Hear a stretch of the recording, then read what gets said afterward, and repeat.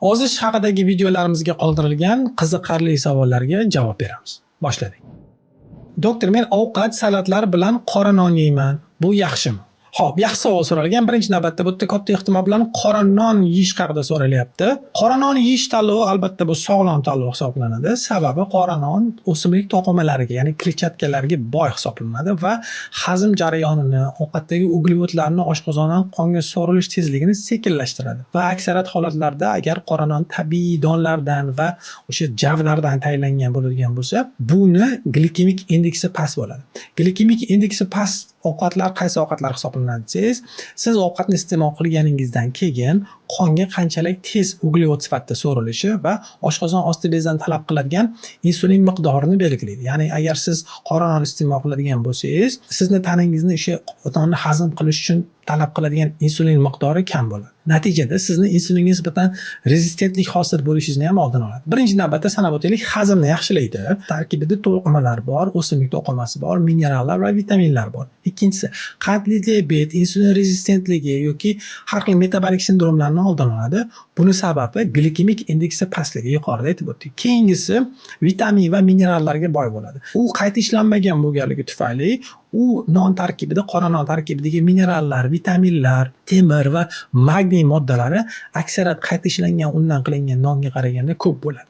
Keyingisi to'qlik hissini uzoq ushlaydi. To'qlik hissini uzoq ushlashining sababi oshqozonga tushgandan keyin uni hazmi sekin bo'ladi va oshqozonni sekin tark etadi va natijada sizni to'qlik hissingiz nisbatan oddiy uglevodlarga qaraganda uzoqroq saqlanadi. Siz qora non yeyotganda nimalarga e'tibor berishingiz kerak? Birinchi navbatda qora non tabiiy bo'lsa, bu javdar unidan qilingan bo'lishi yoki tozalanmagan unlardan qilingan bo'lishi kerak. Birinchisi. Ikkinchisi, shakar yoki har xil qo'shimchalar qo'shilmaganligiga ishonch hosil qilishingiz kerak. Sabab nonni mazasini yaxshilash uchun ba'zida non tayyorlayotgan davrda shakar qo'shishligi mumkin. Unga e'tibor berishingiz kerak. Keyin har xil ranglardan foydalanilmagan bo'lsin. Sabab nonning rangi o'zi asli qop-qora bo'lmasa ham, nisbatan to'q jigarrang bo'lsa, uni yana ham to'qartirish uchun har xil ovqatga qo'shadigan kraskalardan qo'shilgan bo'lishi mumkin.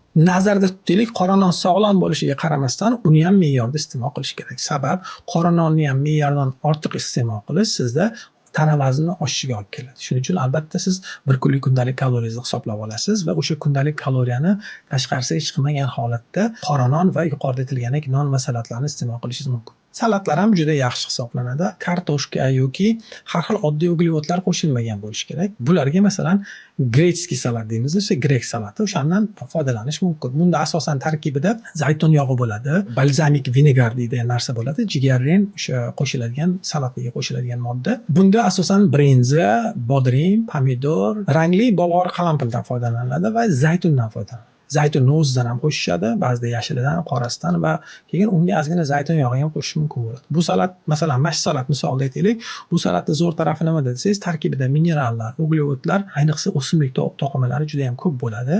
Undan tashqari glikemik indeksi juda ham past bo'ladi. Ya'ni ovqatni, bu salatni yegan paytingizda sizni qorningizni uzoq to'q tushlaydi. Birinchisi, ikkinchisi qonda qandni oshirmaydi. Uchinchisi, asosiy ovqatingizga qolgan oshqozoningizdagi joy ham keskin kamayadi. Bunga qo'shimcha ravishda yuqorida aytganimizdek qora nondan va asosiy ovqatdan foydalanish albatta salomatlik uchun foydali. Keyingisi, qizim 9 yosh, vazni 34 kilogramm, kam ovqat yeydi, o'rniga meva yoki shirinlik yeb ketaveradi. Nima maslahat berasiz? 9 yoshli bolalarda ovqat tanlashdagi qiyinchilik yoki asosiy ovqatlarga yetarli e'tibor bermaslik yoki o'sha boyidagi shirinliklar yoki umuman o'sha oson tez qo'lga ilinadigan narsalarni yeb ketish, bu ko'p uchraydigan holat hisoblanadi. Bu bo'lishi mumkin bolani salomatligiga to'g'ridan-to'g'ri tibbiy sabablari bo'lishi mumkin. Ya'ni bolani o'sha narsaga nisbatan gormonlarida yoki biron narsasida buzilish bo'lishi mumkin yoki shunchaki ovqatlanish odatlarini shakllanishda bo'lishi mumkin. Masalan, oddiygina bitta misol bilan tushuntirish mumkin. Yaponiyada nimaga odamlar ozg'in degan videoyim bor, uni tomosha qilsangiz bo'ladi. Masalan, 9 yoshli bolani misolida aytaylik. 9 yoshli bola Yaponiyada yashaydi, to'g'rimi?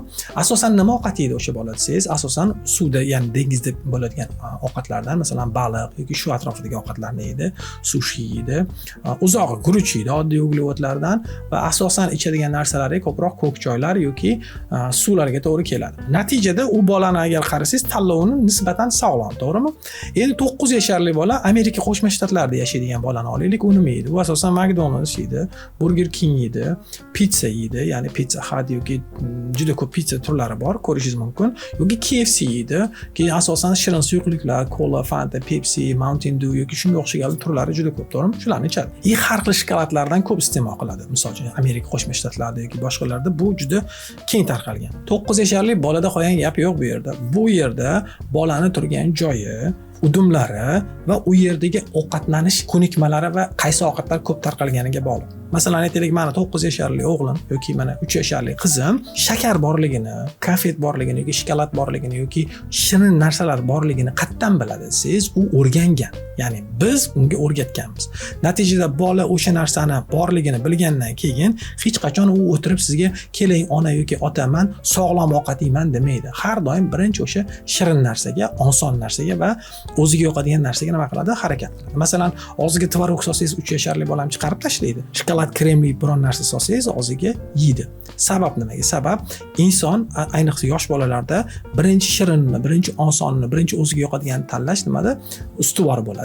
Aksariyat holatlarda ular aql bilan tanlamaydi ovqatni. Shuning uchun ota-onalarning mas'uliyati bu yerda nima bo'ladi desangiz, ota-onalarning mas'uliyati bolangizga albatta shart qo'ying. Har doim osonlik bilan yemasin o'sha pechenlik yoki shirinliklarni.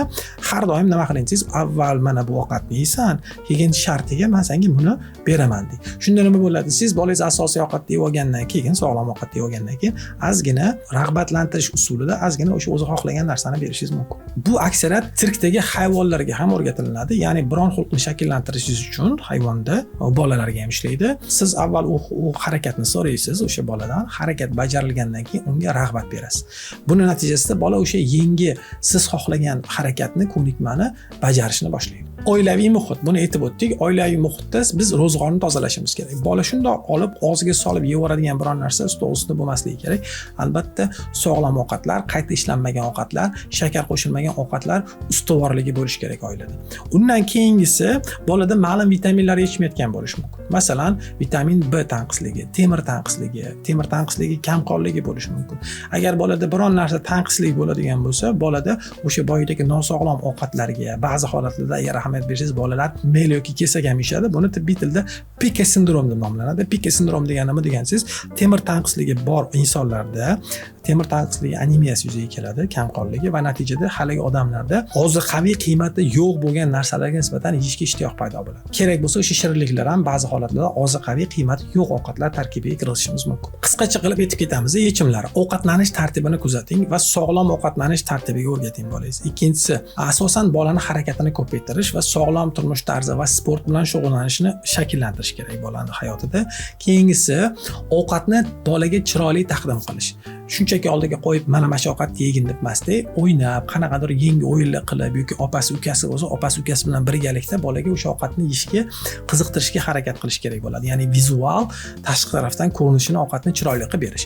Keyingisi, vitamin va minerallarga boy ovqatlarni ko'proq yedirish. Natijada bolada o'sha boylik vitaminlardan, minerallardan, temir yoki boshqa magnit tanqisliklari bo'lmaganligi tufayli bolada nosog'lom ishtahani kamayishini kuzatishingiz mumkin bo'ladi. Undan tashqari, ovqatlanish vaqtini tartibga soling. Pala-parcha ovqatlanish bor. Ertalab ovqatlanadi bolada, keyin obedga bormasdan o'rtadan nimadir yeb oladi. Keyin obedga borganda hech narsa yegisi kelmaydi, yana nimadir chala-chulp yeb, xullas mana shunaqa aylanib yuradi kuni bilan. Biz nima qilishimiz kerak? Siz to'xta, ertalab ovqatlandingmi? Endi obedgacha sabr qilasan. O'rtada hech narsa yeb olmasin bola, perikus qilmasin. Agar bola perikus qilmasa o'rtada, obedga och boradi. Och borish natijasida siz bergan ovqatni yeyish ehtimoli baland bo'ladi. O'sha ovqatlanish rejimi, uyqu rejimlarini to'g'ri qo'ysangiz, bolada katta ehtimol bilan nosog'lom ishtahani pasayishini kuzatasiz. Non yemasdan parhez qilsa tezroq ozadimi? Javobni bilish uchun quyidagi videoni tomosha qiling. Keyingi videolarda ko'rishguncha sog' salomat bo'ling.